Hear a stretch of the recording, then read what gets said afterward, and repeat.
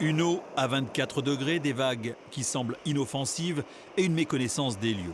Voici le cocktail qui a entraîné la mort de 2 personnes sur cette plage de la Farinette, à Vias.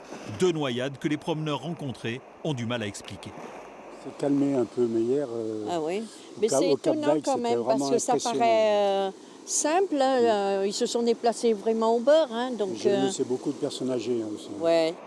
La Méditerranée a tué 7 personnes entre la Grande Motte dans l'Hérault et le Cadre dans l'Aude. Ce sauveteur connaît bien la Grande Bleue. Il estime que toutes les conditions étaient réunies pour qu'un tel drame arrive. Une eau exceptionnellement chaude pour la saison, une méconnaissance des risques de la part des baigneurs et une météo défavorable.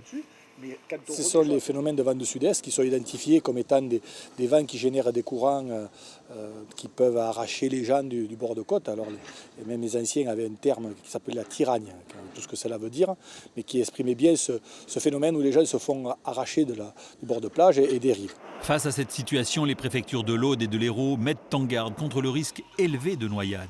À Agde, les 14 km de plage sont sous surveillance. La baignade y est interdite. Oui, bravo 10, il faudrait intervenir rapidement donc, au niveau de la plagette. Donc, nous avons 2 baigneurs qui ne respectent pas l'arrêté préfectoral reçu.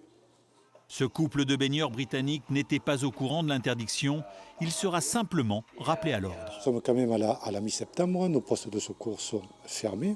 À partir de ce moment-là, il appartient un petit peu à chacun de prendre ses responsabilités et de voir, je dirais, dans la mesure du possible, si on peut se baigner ou pas. La Méditerranée, contrairement aux apparences, est une mer dangereuse. Elle vient de le démontrer brutalement.